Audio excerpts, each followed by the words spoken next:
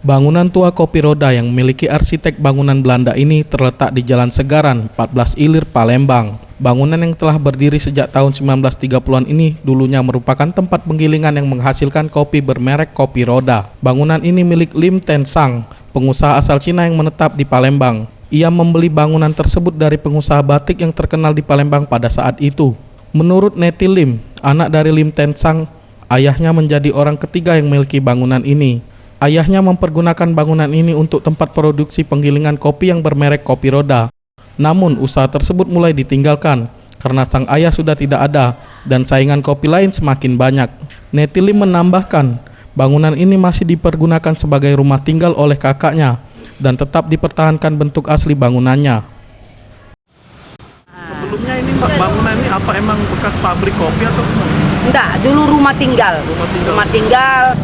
Usaha kopi papa saya. Nah, itu merek dagangnya Roda.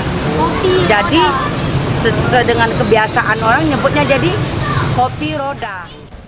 Selama ini sudah banyak tawaran dari beberapa orang untuk membeli bangunan ini, serta mengajak bekerja sama membuka usaha kafe kopi dan lainnya.